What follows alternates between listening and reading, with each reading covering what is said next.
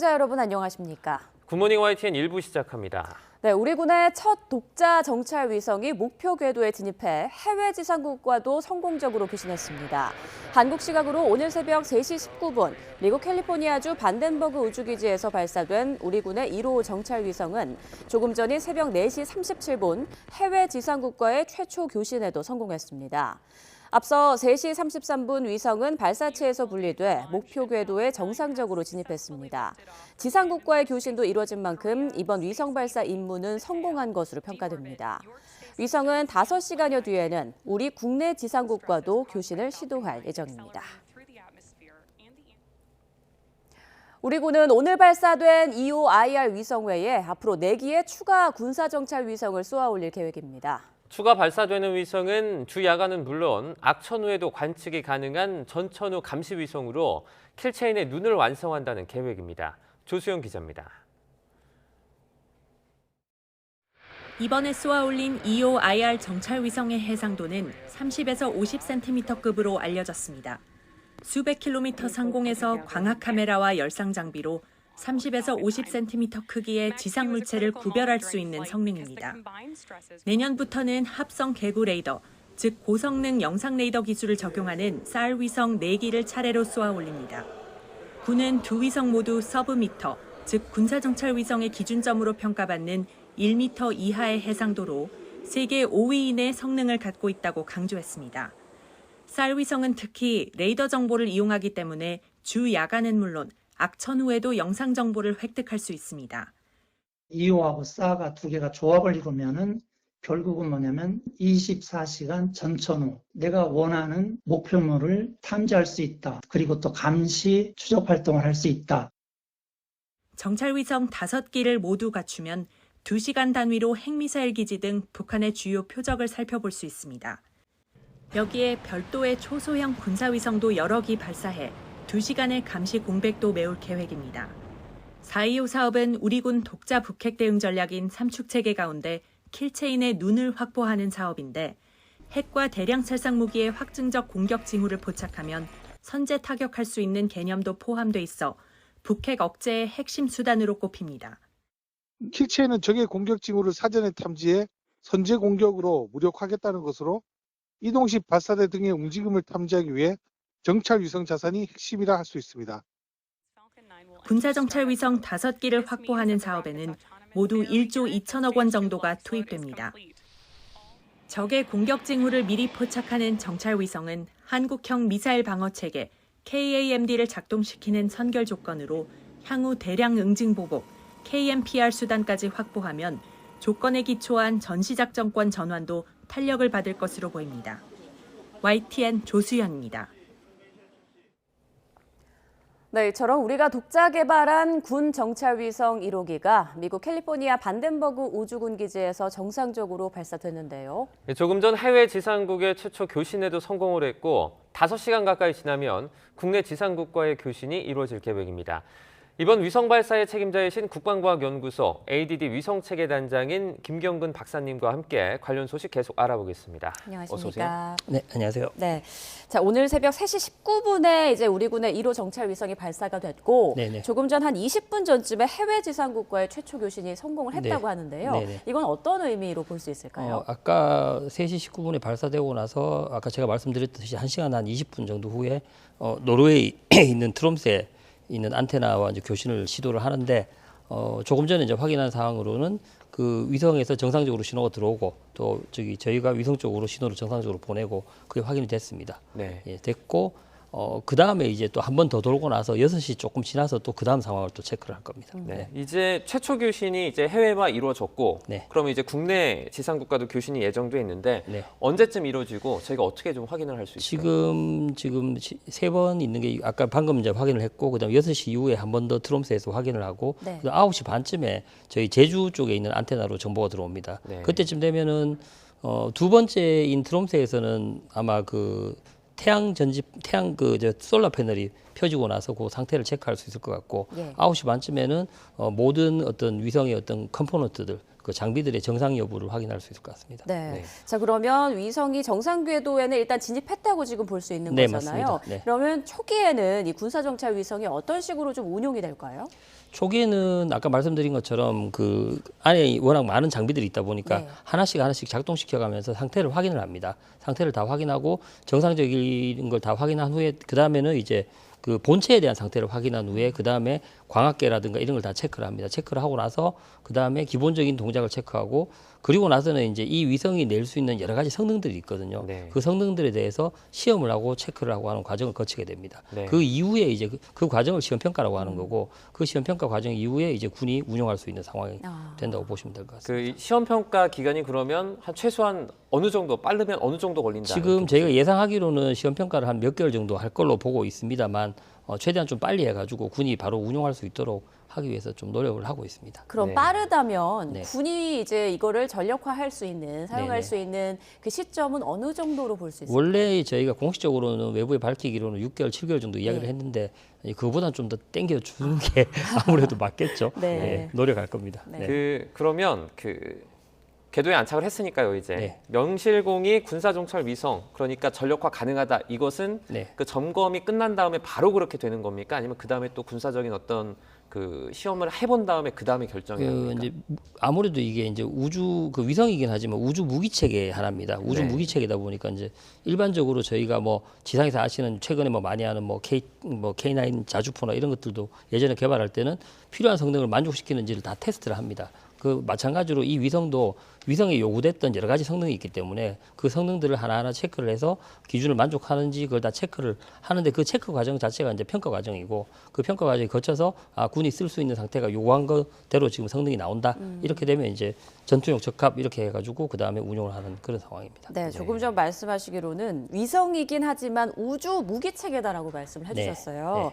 일반 위성과 군사정찰 위성이 어떻게 다른지도 궁금한데요. 기본적으로 성능의 차이가 좀 있고요. 그 다음에 그 보안 문제, 그 다음에 통신을 하더라도 그 보안 체계가 좀 다릅니다. 보안 체계가 다르고 그 뭐 주파수나 이런 부분에 대해서 약간 조금 다른 특성들을 좀 가지고 있습니다. 네. 예. 그러면 아무래도 군사정찰 위성 같은 경우에는 공개할 수 없는 게 좀 상당 부분이 있을 것 같아요. 네, 제일 아까부터 말씀드렸지만 해상도가 얼마냐 계속 물어보시지만 제가 네. 계속 대답을 못 하고 있지 않습니까? 네.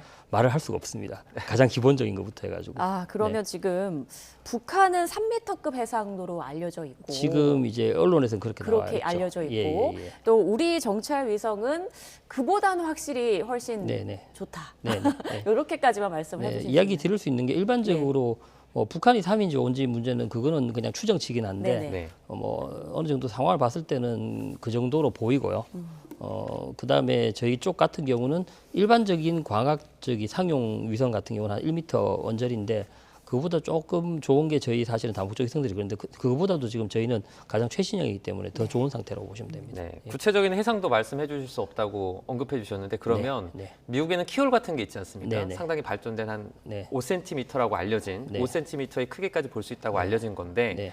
그것과 비교했을 때는 좀 어떻게 볼 수 있을까요? 키홀보다는 조금 떨어질 것 같습니다. 알겠습니다. 그리고 키홀이 5cm라고 말씀하시는 것도 그 부분도 정확한 정보는 아닙니다. 네. 예, 그것도 미국에서 공식적으로 얼마라고 말한 적이 없는 정보입니다. 네, 우리가 앞으로 4기의 위성을 더 발사한다고 하는데요. 이 부분도 좀 설명을 해주실까요?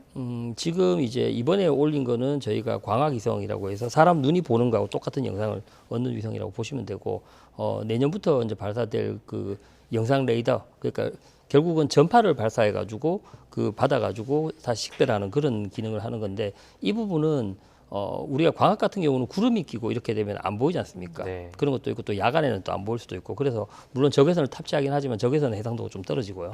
그런 상태인데 영상 레이더 같은 경우는 구름이나 뭐 그런 주야 관계없이 계속 그 찍을 수 있는 상황인 거고 그다음에 영상 레이더 특성상 뭐 금속 물질에 대한 어떤 반사나 이런 게 좀 좋은 편입니다. 그래서 약간 군사적으로 많이 쓰이는 면들이 좀 있고요. 그다음에 어차피 전파를 쓰기 때문에 해상도가 광학보다 조금 약간 더 높은 그런 특성을 좀 가지고 있습니다. 네. 오늘 이제 위성을 싣고 올라갔다 온 게 팔컨 9이라는 발사체인데요. 이게 재사용이 가능하다고 들었습니다. 네네. 어떻게 이게 가능하죠? 재사용이 예전에는 로켓을 발사하게 되면 그게 다단 로켓이라서 1단, 2단, 3단 뭐 이렇게 있었는데 그게 다 바다로 떨어져 가지고 다 폐기가 되는 그런 방식이었는데 그러다 보니까 이제 그 로켓 전체 비용이 이제 발사 비용이 되는 상태였습니다. 근데 일론 머스크가 스페이스X를 만들고 펠컨 1은 그냥 일반적인 로켓으로 시험했지만 펠컨 9부터는 재사용을 하기 위해서 착륙시키기 위한 노력을 했고 네. 사실 처음에는 그게 될까 저도 그렇게 생각을 했는데 어느 순간부터 이제 성공을 하면서 결국은 1단 부스터가 가격이 상당히 비싼데 그걸 계속 지금 재사용을 하다 보니까 가격이 떨어지는 거고 다른 발사체하고는 소위 말하는 초격차가 나면서 이제 차별화되기 시작한 거죠. 네. 네. 이제 많은 분들이 궁금해하시는 게 이번 정찰 위성이 어떤 역할을 하게 되는가 하는 걸 거거든요. 네네네. 좀 설명을 해주실까요? 정찰 위성은 말 그대로 정찰을 할 건데요. 네. 군사 목적에 맞는 어떤 그 정찰을 하게 될 건데 그동안 저희가 일반적인 상용 위성 같은 경우는 뭐 그 저희 한반도 남쪽도 좀 보고 그다음에 해외도 좀 보고 이런 기능을 한다고 보신다고 보면 되는데 정찰 위성 같은 경우는 결국 군의 작전상 필요한 그런 특수한 어떤 그 영역들을 갖다가 계속 지속적으로 감시를 하면서 군사 목적으로 쓰이는 게 가장 중요한 차이점이라고 네. 보시면 될 것 같습니다. 네. 아무래도 지구 궤도에서 돌면서 사진을 찍든지 뭐 네네. 통신을 하든지 이런 역할을 할 것 같은데 네네. 그러면 아직까지 뭐 국제법이라든지 네네네. 그 어느 나라 위를 뭐 찍으면 안 된다든지 이런 무슨 규제 같은 건 없습니까?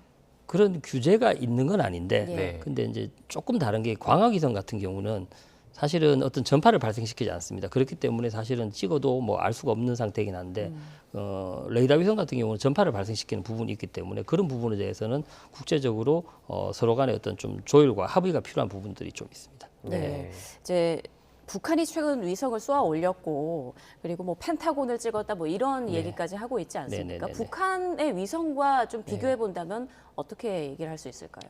우선 북한 위성에 대한 정보가 정확하지 않기 때문에 네. 그런데 그간의 어떤 기술 수준과 그다음에 현재 지금 우주 기술 수준으로 봤을 때 북한 위성은 정찰 위성이라고 표현을 하지만 그 정도는 되지 않을 거라고 보고 있고요. 네. 물론 이제 광학으로 촬영을 할 수는 있겠지만 제가 볼 때는 군사 목적의 어떤 그 정찰 위성 수준이 되기는 좀 어렵지 않을까라고 보고 있습니다. 네. 예, 기술력 추정 수준입니다. 네. 네.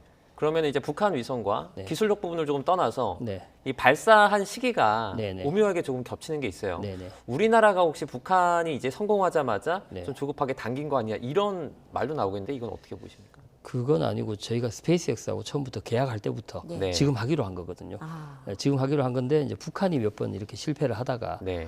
제가 보는 느낌에는 저희가 발사하는 건 이미 공개가 돼 있잖아요. 네. 공개가 돼 있다 보니까 아마 좀 조급해져서 그렇게 하지 않았을까. 오히려 북한이 저희 일정에 맞춰서. 저는 뭐 그게 당연히 그렇다고 봅니다. 네. 네. 저희 사실- 일정은 이미 다 알려진 일정이거든요. 예, 당초 지난달, 그러니까 11월 30일에 발사 예정이었다가 이제 오늘로 네네. 미뤄진 거지 네네. 않습니까? 이게 네. 기상 상황 때문이었던 거죠? 네네. 그 당시에 제가 확인한 바로는 원래는 이제 27일까지만 하더라도 이제 그 한국 시간으로 30일 오전 발사로 알고 있었는데 네. 28일쯤에 현지에서 이제 회의를 하다가 고공풍이 좀 그 바다에서 육지로 많이 분다는 이야기가 있어가지고 그렇게 되면은 혹시나 로켓이 잘못됐을 경우는 그게 육지 쪽으로 파편이 날아올 수도 있다. 그렇게 되면 상당히 위험할 수 있기 때문에 그 미국 그 FAA 연방 그 항공청에서 그 승인을 안 내준 걸로 그렇게 알고 있습니다. 그럼 네. 앞으로 4기의 추가 발사가 이루어질 텐데 네네네. 이건 언제쯤으로 지금 예정이 돼 있나요? 그거는 지금 내년 그 봄부터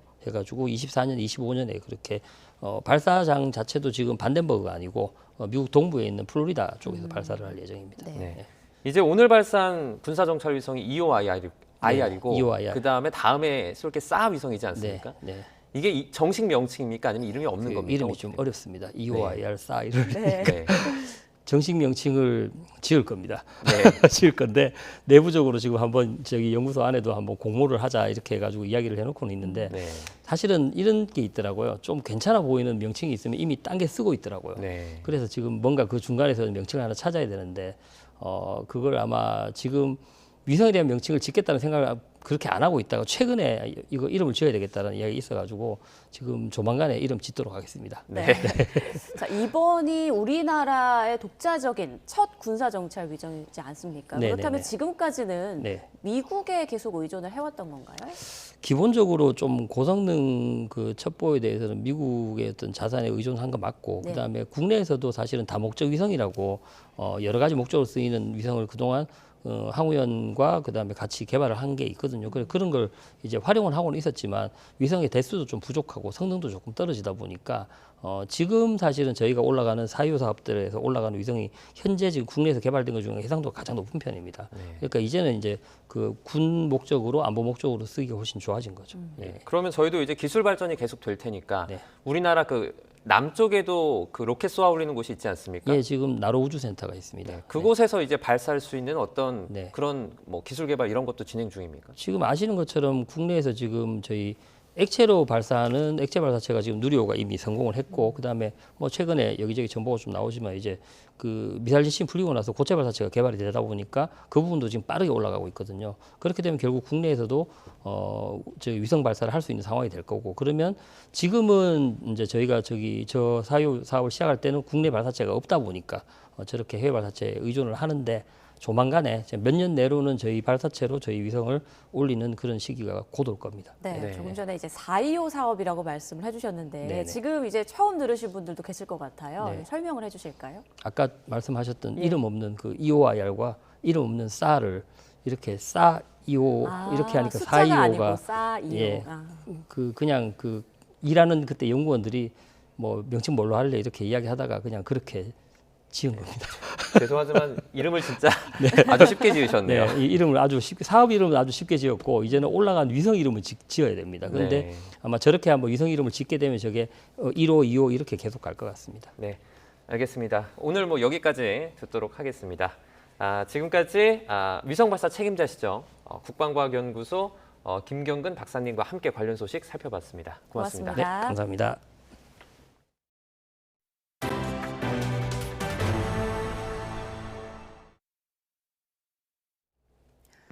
네, 불이 난 울산의 한 아파트에서 어머니와 두 아들 등 일가족 3명이 숨진 채 발견됐습니다. 자녀가 등교하지 않았다는 학교 측의 신고를 받은 경찰이 출동한 뒤 불이 난 건데 40대 아버지도 심정지 상태로 병원으로 옮겨졌습니다. 손효정 기자입니다.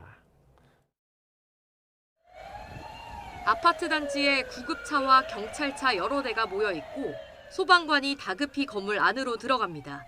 울산 북구의 한 아파트에서 불이 난 건 어제 저녁 8시 20분쯤. 1시간여 앞서 경찰엔 학생이 등교하지 않고 연락도 되지 않는다는 학교 측 신고가 접수됐습니다. 경찰이 학생의 집으로 출동했지만 아버지인 47살 A씨는 문을 열어주지 않았고 경찰과 소방 당국이 강제로 문을 열고 들어가니 집안에 불이 붙어 있었습니다.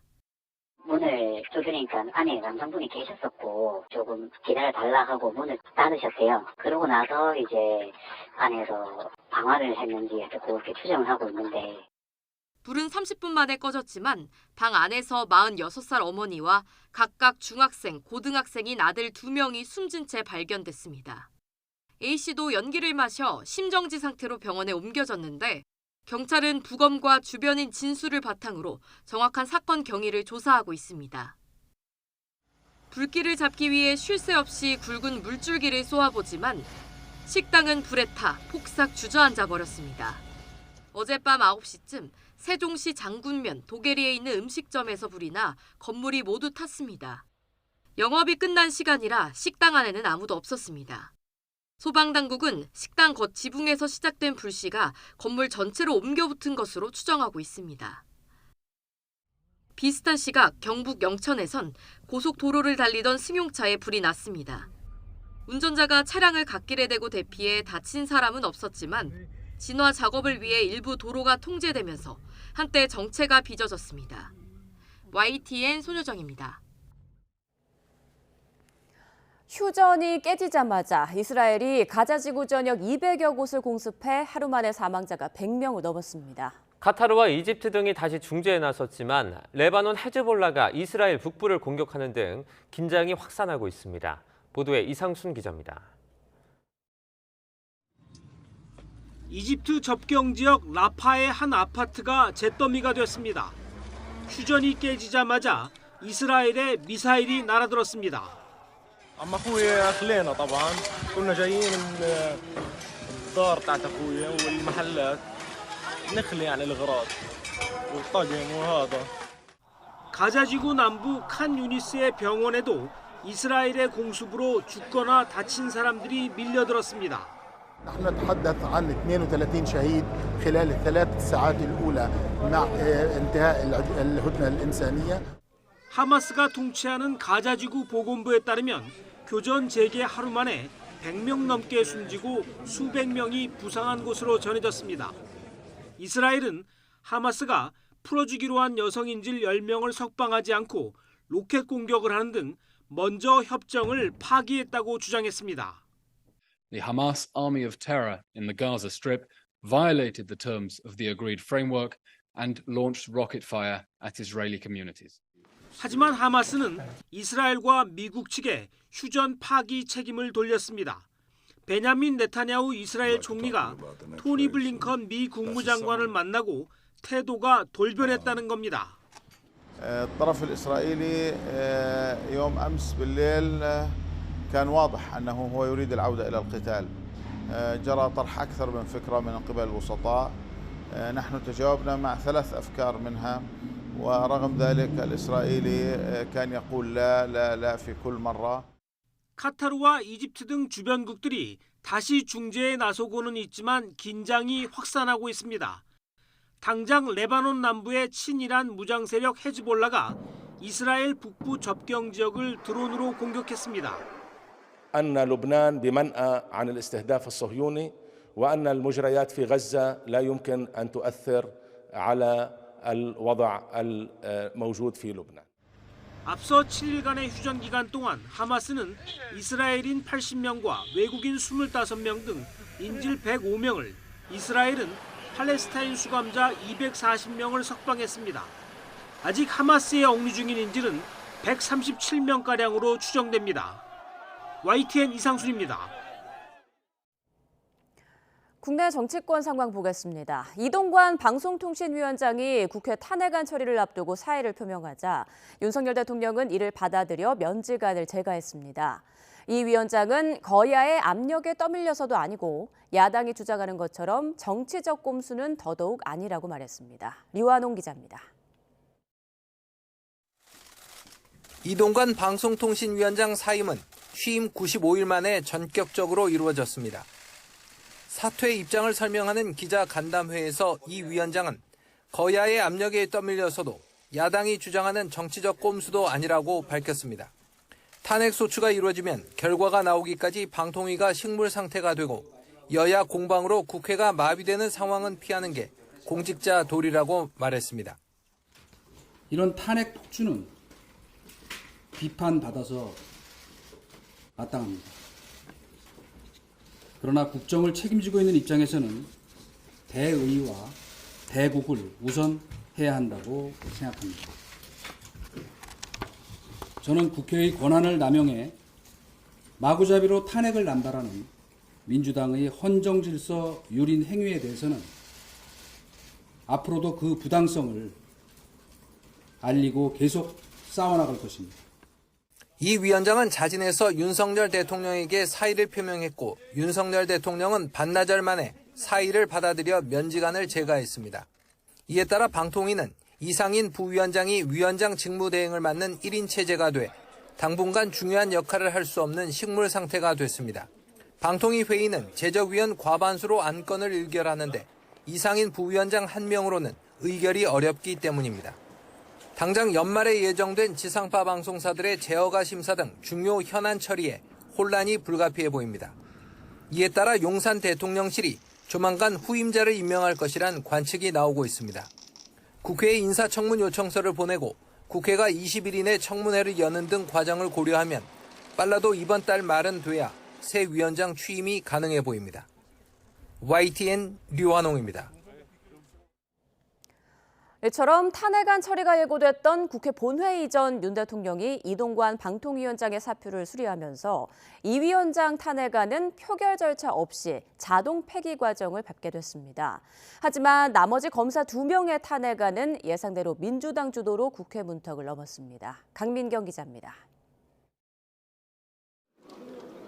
본회의 1번 안건으로 전망됐던 이동관 방송통신위원장 탄핵 소추안은 회의 직전 정부의 면직 사실 통보로 상정되지 않았습니다. 탄핵 대상이 사라졌기 때문입니다. 방송통신위원장 이동관 탄핵 소추안은 정부로부터 방송통신위원장이 면직되었다는 공문이 제출되어 의사 일정에 포함하지 않았습니다. 민주당이 별도로 처리 절차를 밟지 않기로 하면서 이동관 위원장의 탄핵안은 국회법에 따라 본회의 보고 뒤 72시간이 지난 시점에 자동으로 폐기될 것으로 보입니다. 이 위원장이 언론 자유를 침해하고 직무수행 과정에서 법률을 위반했다고 주장하며 드라이브를 걸던 민주당은 날을 세웠습니다. 탄핵을 피하려는 꼼수를 용인했다며 윤 대통령까지 싸잡아 비판했습니다. 범죄 혐의가 있는 공무원에 대해서는 사표 수리하면 안 되는 겁니다.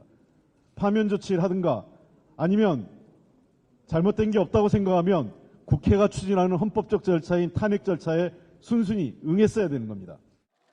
대신 고발 사주와 개인 비위 의혹을 받는 손준성, 이정석 검사의 탄핵안을 여당이 불참한 가운데 강행 처리했습니다. 바깥에 있는 시민사회단체를 비롯한 수많은 국민들과 함께 공동전선을 흐트리지 않고 윤석열 정권의 무도한 폭주에 맞서 싸우겠습니다. 헌정사상 두 번째 검사 탄핵에 국민의힘은 강하게 반발했습니다. 민주당 이재명 대표의 최측근인 김용천 민주연구원 부원장이 불법 정치자금 수수 등의 혐의로 1심에서 실형을 선고받은 걸 거론하며 검사 직무를 정지시킨 건 이 대표 수사를 막아보려는 몸부림일 뿐이라고 깎아내렸습니다. 탄핵이라고 하는 것이 민주당의 대표를 허위하기 위한 불법적 수단으로 활용되는 이동관 위원장이 탄핵 기로에서 전격 사퇴한 것도 거대 야당의 폭고 앞에 방통위의 업무 마비를 막기 위한 결단이라고 강조했습니다. 민주당이 탄핵을 의결하면 앞으로 수개월 동안 방송통신위원회라는 국가기관의 기능이 마비되기 때문에 이러한 최악의 상황을 막기 위해 고심 끝에 내린 결정이었습니다. 더불어민주당은 제대로 된 방통위원장이 오지 않으면 언제든 다시 탄핵을 추진하겠다고 벌써 벼르고 있습니다. 국민의힘 역시 야당의 강공에 밀리지 않겠다는 방침이라서 방송정책 책임자를 둘러싼 여야의 기싸움은 한동안 계속될 것으로 보입니다. YTN 강민경입니다. 윤석열 대통령이 야당 주도로 국회를 통과한 노란봉투법과 방송 3법에 대해 예상대로 제2요구권을 행사했습니다. 취임 이후 세 번째 거부권인데 예산안과 인사청문회 등을 앞두고 연말 정국이 싸늘하게 얼어붙었습니다. 조은지 기자입니다.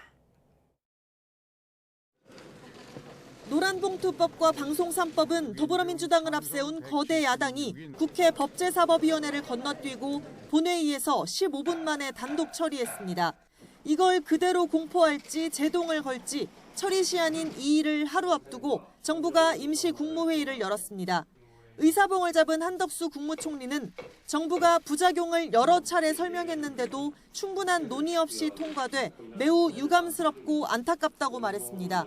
각계각층 의견을 편견 없이 들었다면서 개정안 문제점을 조목조목 지적했습니다. 한 총리는 노란봉투법으로 노동쟁의 대상이 크게 확대되면 대화와 타협보다는 실력 행사를 하려는 경향이 강해질 거라고 우려했습니다. 또 유독 노동조합에만 손해배상 책임 원칙에 예외를 두는 특혜를 부여한다고 비판했습니다. 기업이 노조의 불법 파업으로 손해를 입어도 상응하는 책임을 묻기 어렵게 만들어 불법 파업을 조장하는 결과를 가져오게 될 것입니다. 방송 3법에 대해선 편향적 단체 중심으로 공영방송 이사회가 구성됨으로써 공정성, 공익성이 훼손되고 그 기능이 형해화할 위험이 있다고 진단했습니다. 정부는 그래서 제2요구안을 일사천리 심의 의결했고 윤석열 대통령은 예상대로 이를 제거했습니다. 양국관리법과 간호사법에 이어 윤 대통령이 세 번째 제2요구권, 즉 거부권을 행사한 겁니다. 법안을 추진했던 야당은 국민에 대한 선전포고라며 여야 협치는 없을 거라고 경고했습니다. 진짜 사장이랑 대화할 수 있게 하라는 사법부와 입법부의 요구를 무시하고 거부권을 남용한 반헌법적 윤석열 정부. 절대 좌시하지도 잊지도 않을 것이다. 법안이 국회로 다시 돌아가면 재적의원 과반 출석에 출석의원 3분의 2 찬성으로 재의결되는 만큼 현재 여야 의석수 분포를 볼 때 폐기 수순을 밟을 가능성이 큽니다. 야당의 강행 처리와 대통령의 거부권 행사가 또 반복된 건데 당장 예산안 처리부터 다음 주 개각에 따른 대규모 인사청문회까지 연말 정국은 그 어느 때보다 첨예하고 냉랭할 것으로 보입니다. YTN 조은지입니다. 불법 정치자금을 수수한 혐의로 1심에서 징역 5년을 선고받은 민주당 이재명 대표의 최측근 김용전 민주연구원 부원장의 판결문이 공개됐습니다. 재판부는 김 전 부원장의 범행 시점이 대선 경선 준비 자금이 필요한 때였다며 이 대표를 위해 정치 자금이 사용됐을 가능성을 열어두었습니다. 김다영 기자입니다. 김용 전 부원장은 징역 5년을 선고받고 법정 구속된 후에도 불법 정치 자금을 받은 적이 없다며 혐의를 완강히 부인했습니다. 재작년 5월 무렵은 이재명 대표의 대선 경선 준비를 위한 전국 조직이 완성된 상태였고 준비 과정도 자원봉사로 진행돼 별도 비용이 필요 없었다는 겁니다. 저희로서는 이제 납득하기 어려운 판결이고요. 항소심에서 다투면은 진실이 밝혀질 것이라고 그렇게 생각하고 있습니다. 1심 재판부는 그러나 압수된 USB 등 증거를 종합하면 대선 경선 조직 구성과 준비를 위해 정치 자금이 필요했던 시기가 맞는다고 판결문에 적시했습니다. 또 김 전 부원장 주장대로 자발적 지출이 있었다면 자료가 남았어야 하지만 뒷받침할 만한 기록은 보이지 않는다고 지적했습니다. 대장동 민간업자 남욱 변호사가 김 전 부원장에게 전달한 6억 원의 사용처가 베일에 쌓여 있는 가운데 이 돈이 이 대표의 대선 경선 자금으로 쓰였을 가능성을 시사하는 대목입니다.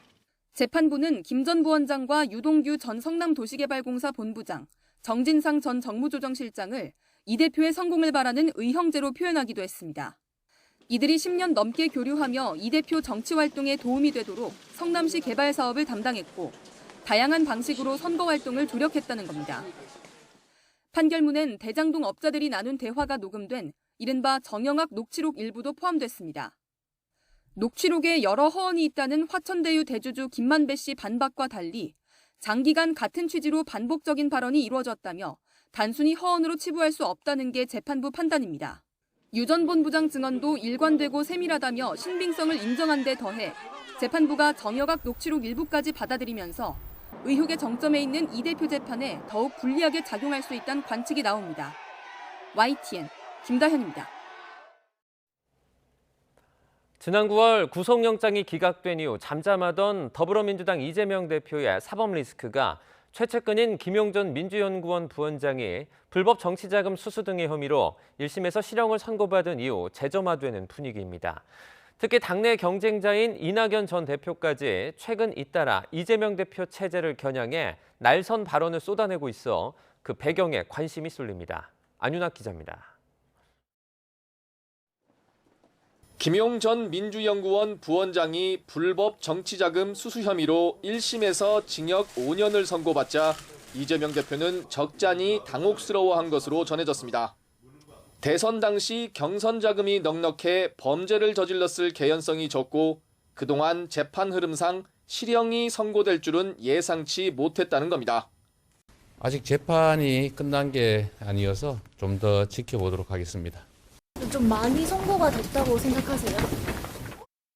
한동안 소강 상태에 있던 이 대표의 사법 리스크가 또다시 부인할 수 없는 눈앞의 현실로 다가왔다는 분석이 지배적입니다. 대장동을 둘러싼 검은 돈의 흐름, 그 끝에 이재명 대표가 있음을 국민들은 이미 알고 계십니다. 이 대표 체제로 무사히 내년 총선을 치를 수 있을지에 대한 당내 의구심 역시 비명계를 중심으로 다시 꿈틀대기 시작했습니다. 본인의 선거법 위반과 위증교사 혐의 등 재판은 총선 전 1심 결과가 나올 가능성을 완전히 배제할 수 없기 때문입니다. 민주당 입장에서는 굉장히 악재로서 작용할 수 있는 내용이긴 하다.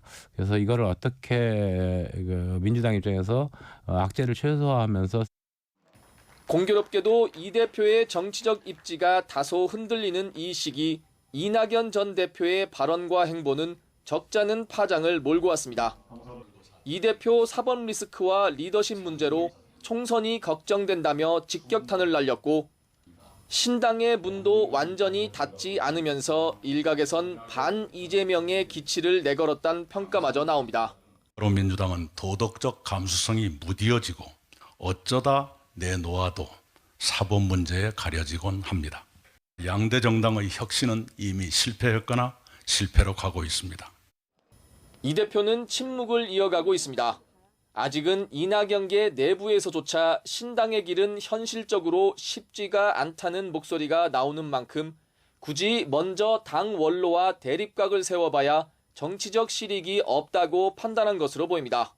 이낙연 전 대표께서 대표님 거치 당에서 중지 모아 결정해야 된다 이렇게 말씀하셨는데 당내 통합을 최우선 가치로 삼아오던 이재명 대표의 앞에 사법 리스크와 이로 인한 당 내홍의 그림자가 또 한 번 짙게 깔리고 있습니다.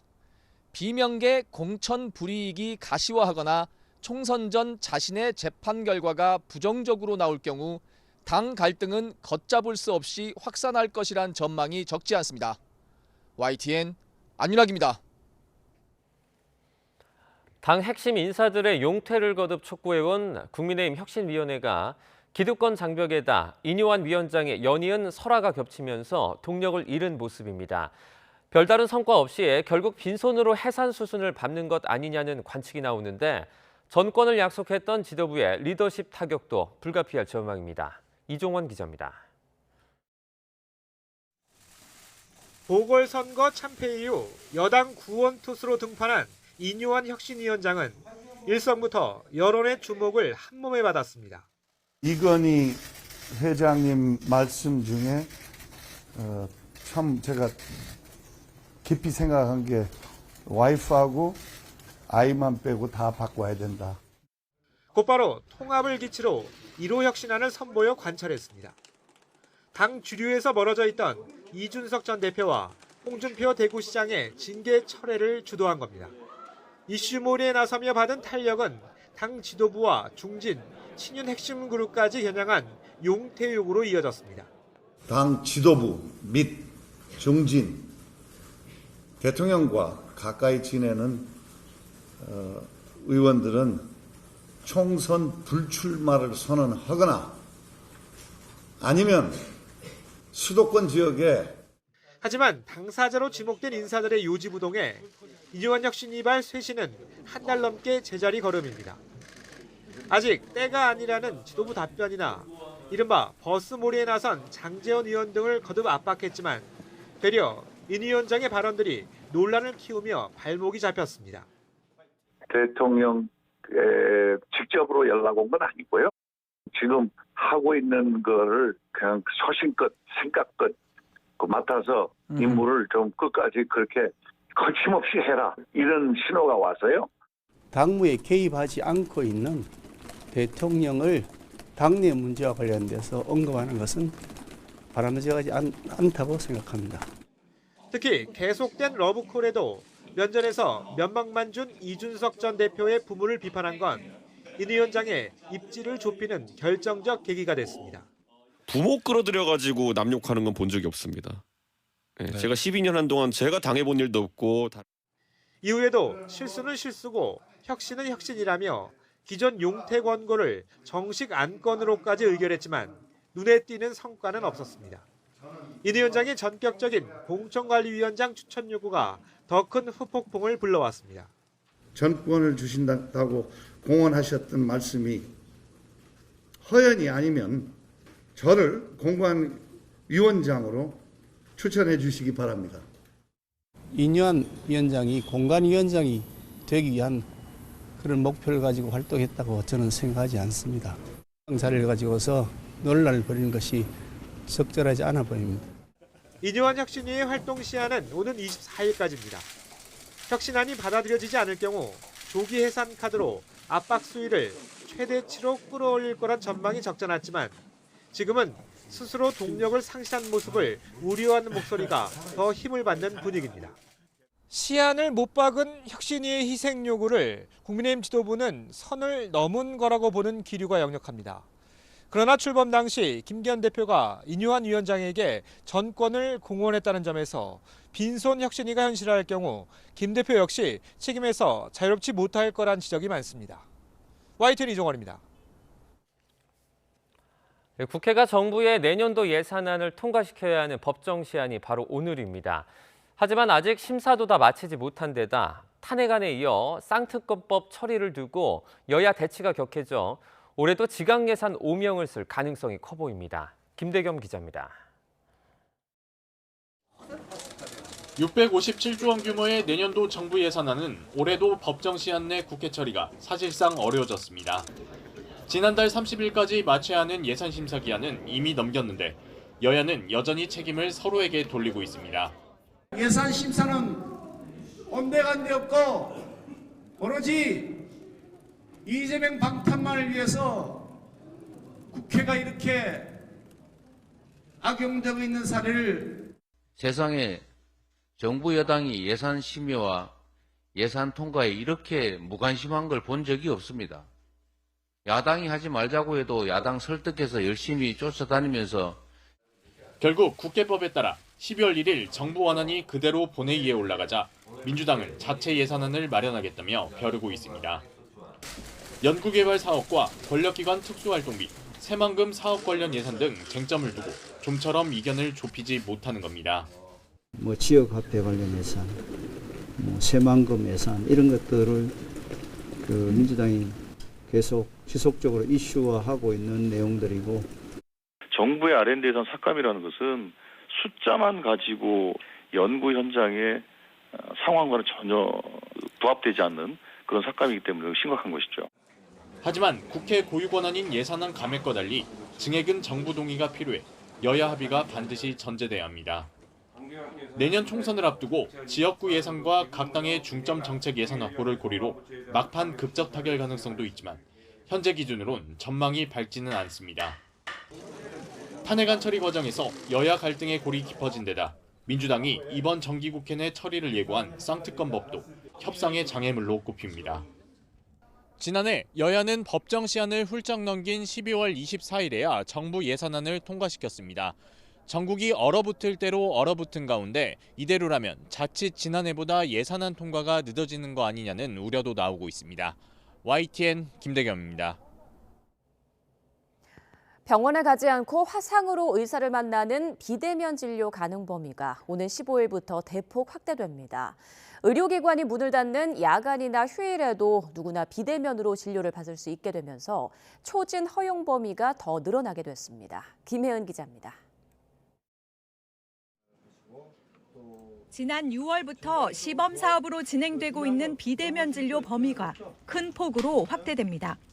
우선 야간이나 휴일에 아플 경우 응급실에 가는 대신 비대면 진료를 받을 수 있게 됩니다. 지금은 야간이나 휴일에 비대면 진료를 받으려면 해당 의료기관에서 대면 진료를 받았던 환자가 같은 질환으로 진료받을 때만 가능합니다. 초진의 경우 섬 거주자나 장애인 등 의료 취약계층만 가능하고 18세 미만 소아의 경우 의료 상담만 됩니다. 하지만 이제 모든 환자가 진료 이력과 무관하게 비대면 진료를 받고 처방전도 받을 수 있습니다. 평일 병원 이용이 어려운 직장인이나 휴일 응급 환자들의 의료 접근성이 높아질 전망입니다. 평일날에는 연가를 내서 이제 진료를 봐야 하는데 그것이 참 쉽지 않은 이런 지금 상황이 있죠. 그래서 그런 분들을 위해서 비대면 진료의 접근권을 강화하는 조치들을 이번에 해드린 것이고요. 초진을 허용하는 지역도 섬이나 벽지뿐 아니라 응급의료기관이 부족한 98개 지역도 추가했습니다. 비대면 진료를 받을 수 있는 재진 환자의 기준도 완화됩니다.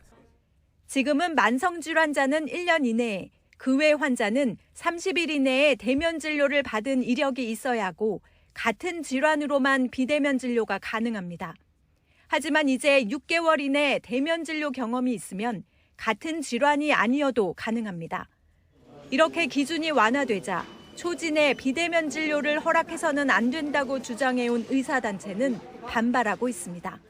초진에 대해서 완전 풀어주는 거나 다를 바 없거든요. 지금 휴일하고 야간을 합한다고 하면은 전체 진료의 50%가 해당되기 때문에. 하지만 정부는 의사가 대면 진료를 해야 한다고 판단할 경우 비대면 진료를 거부할 수 있는 만큼 보조 수단에 불과하다는 점을 강조했습니다. 정부는 의약품 오남용을 방지하기 위해 고용량의 호르몬을 포함한 사후 피임약은 비대면 진료를 통해 처방하지 못하도록 제한했습니다. YTN 김혜은입니다. 대한불교 조계종이 칠장사 화제로 갑작스럽게 입적한 자승 스님의 유언장 일부를 공개했습니다. 종단의 미래를 잘 챙겨달라는 당부가 담겨 있습니다. 김정혜 기자입니다. 공개된 유언장은 3장. 현 총무원장인 진우 스님과 수행자들, 제자 스님들 앞으로 남긴 글입니다. 종단의 미래를 잘 챙겨달라. 한국 불교를 잘 이끌어달라는 당부가 담겼습니다. 대종사께서 평소 해오신 생과 사에 대한 말씀 및 종단에 대한 당부 등이 담겨 있습니다. 제자 스님들에겐 화재로 소실된 칠장사를 2025년까지 꼭 복원해달라고 부탁합니다. 쓴 날짜도 없고 유언장이라는 제목도 달리지 않았지만 조계종은 내용상 유언장으로 판단했습니다. 또 이 3장을 포함해 대략 10장의 유언장을 남겼지만 입적 방식은 어디에도 언급되지 않은 것으로 파악했습니다. 소신공양과 관련된 내용은 없던 걸로 제가 알고 있고요. 열반송 공개와 선택적 분신이었다는 종단 차원의 입장 발표가 있은 지 하루 만에 조계종이 다시 자승 스님의 유언장을 공개하고 나선 건 무분별한 의혹이 확산할 것을 차단하기 위한 것이라는 시각이 많습니다. 서울 조계사에 마련된 분향소에는 정치권에 이어 각 종교 대표자들의 본격적인 조문이 시작됐습니다. 큰 스님의 입적을 안타까워하는 일반 불자들의 추모 발길도 이어지고 있습니다. 닷새간 종단장으로 치러지는 자승 스님 장례는 오는 3일 조계사에서 영결식을 엄수한 뒤 융주사에서 답이식을 거행하며 마무리될 예정입니다. YTN 김정희입니다. 코로나 사태를 거치면서 비교적 쉽게 창업이 가능한 프랜차이즈 가맹점이 급증했는데요. 이 와중에 사모펀드들이 인수한 외식 프랜차이즈 업계에서 점주들의 비명이 터져나오면서 갑질 논란이 일고 있습니다. 공정거래위원회가 직권조사를 천명했습니다. 이승은 기자입니다. 공정거래위원회는 버거킹과 BHC, 투썸플레이스 프랜차이즈 가맹본부를 조사하고 있습니다. 모두 사모펀드에 인수된 회사들입니다. 점주들은 지나친 필수 품목 지정과 판촉용 모바일 상품권 수수료 전가 등 다양한 불공정 행위를 신고했습니다. 심지어 물품 대금 카드 결제를 한 달에 3번 특정일에만 서울에서 대면으로 하게 해 지방 점주들이 상경할 수밖에 없도록 한 일도 있었습니다. 버거킹 미국의 경우에는 로열티 광고비를 합쳐 8.5% 정도 되는데요. 한국의 버거킹의 경우에는 로열티, 광고비, 물류 마진, 물류 배송비를 포함해 17.8% 정도 수취하고 있는 상황입니다. 미국 본사에서는 아시다시피 자재를 공동구매를 통해서 본사에게 물류 마진이 전혀 없는 상황입니다.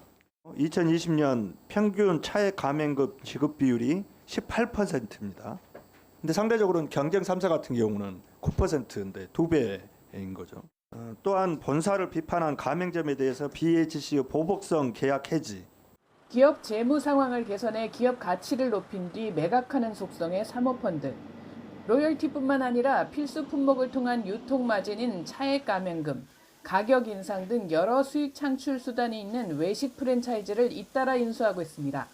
하지만 경영 선진화와 상생 경영보다는 단기 목표에 치중하면서 점주들과 갈등이 커지자 공정위는 사모펀드가 운영하는 업체에 대한 조사 확대를 예고했습니다.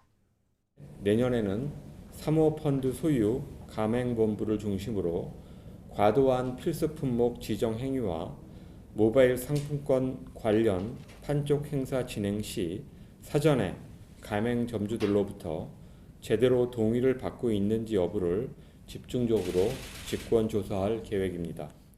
지난해 우리나라 프랜차이즈 가맹점은 33만여 개로 코로나 사태를 거치며 1년 만에 24%나 늘어났습니다. YTN 이승은입니다. 깨진 쌀과 유제품, 부산물 등 상품성이 떨어졌던 식재료가 새로운 식품으로 재탄생하고 있습니다. 전 세계적으로 이 같은 푸드 업사이클링이 화두로 떠오르면서 정부는 이를 하나의 산업으로 육성하기 위한 법적 근거 마련에 들어갔습니다. 황보혜경 기자입니다. 간식으로 먹기 좋은 쌀과자 칩입니다. 일반 과자와 다를 바 없어 보이지만 깨진 쌀과 콩비지가 주재료입니다. 가공 과정에서 나오는 식품 부산물을 활용해 만든 이른바 푸드 업사이클링 제품입니다.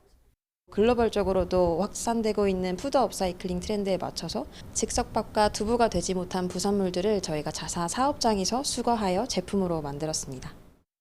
쌀과자를 만드는 데 쓰인 못난이 쌀과 콩비지입니다.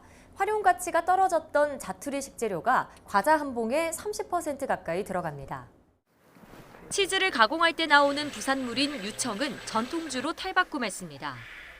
유청이 연간 3,000톤 정도 생산이 되는데 이게 인가공비가 비싸서 대부분 폐기되고 있다고 합니다.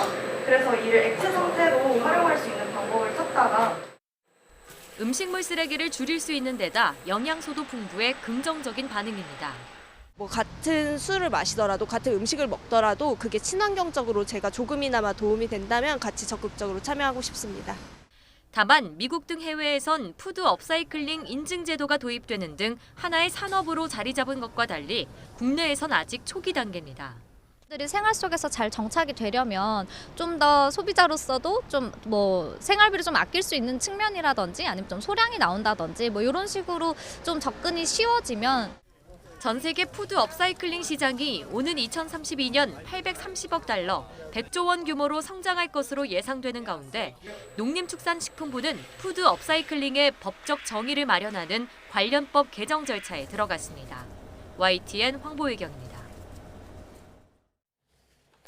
영국 파이낸셜 타임스가 발표한 2023년 가장 영향력 있는 여성에 K-팝 가수로는 유일하게 걸그룹 에스파가 선정됐습니다.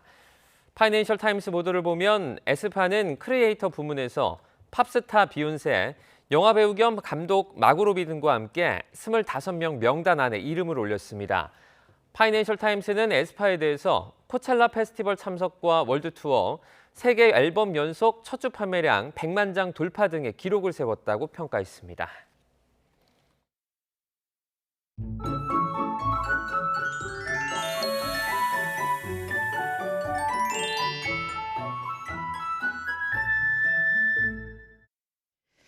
오늘 아침도 춥습니다. 현재 서울 기온이 영하 3.3도, 바람이 불어서 체감 온도를 끌어내리고 있는데요.